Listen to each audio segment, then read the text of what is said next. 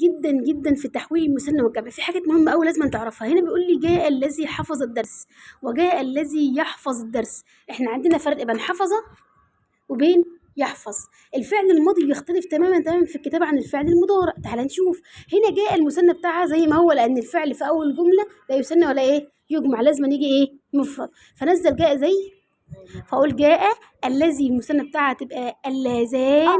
حفظ فعل الماضي اقول حفظان، لا الفعل الماضي ما بيحبش النون، ودي بقى اهم ملاحظه بقى، ان الفعل الماضي مش بيحب الايه النون، فاقول حفظان وحوش النون يبقى حفظه. والدرس فيه الف ولام تنزل زي ما هي. تعالى نشوف كده نكتبها، يلا استنوا نكتبها نجيلكم.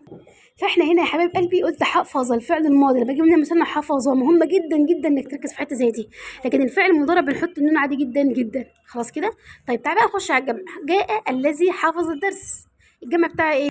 بصوا امنا معايا يا حبايب قلبي. هنا المثنى خلاص عرفنا المثنى بتاعنا الف ونون، ما ينفعش احط هنا الف وايه ونحط الف بس. طب جاء الذين حفظوا الجمع، لكن هنا مس اقول يحفظون الدرس، يبقى مس المثنى بتاع الجمله دي جاء الذي حفظ الدرس اقول له جاء اللذان حفظا الدرس. هات لي الجمع جاء الذين حفظوا الدرس، طبعا حفظ الدرس زي ما هي عشان فيها الف وايه ولام.